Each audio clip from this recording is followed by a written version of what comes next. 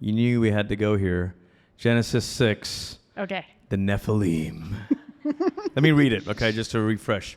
Genesis 6 says, when human beings began to increase in number on the earth, and daughters were born to them, the sons of God saw that the daughters of humans were beautiful, and they married any of them they chose.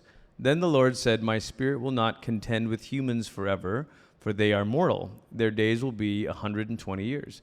The Nephilim were on the earth in those days, and also afterwards, when the sons of God went to the daughters of humans and had children by them.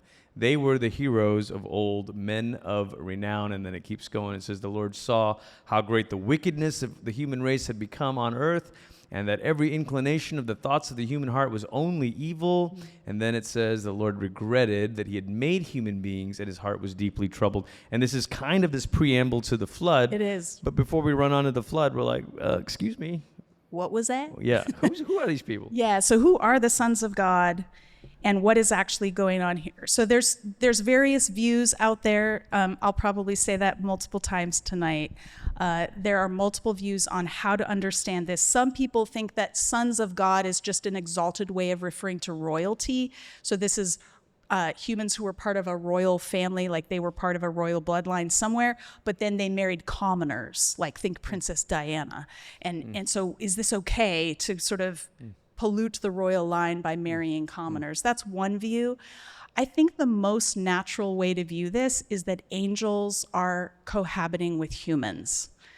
And that's weird, but I actually did a little survey a few years ago when I was working on one of my books. I think it was the Image of God book where I talk about this.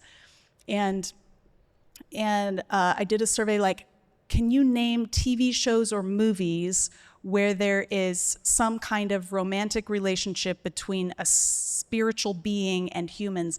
And within days, I had a list of 80. Wow. 80 TV shows or movies that have this, and actually cultures as far back as ancient Mesopotamia have stories about this kind of crossing boundaries, like two different kinds of beings that are crossing boundaries. And so I think what's probably happening in Genesis 6 is that the order God set up at creation in Genesis 1, where everything knows where it's supposed to live, is being violated. And spiritual beings are being like, I want that, even though God hasn't given it to me. And the result of that boundary crossing is kind of these superhuman, extra big people, and also violence. Because I'm seeing what I want and I'm taking it, even though God hasn't given it to me.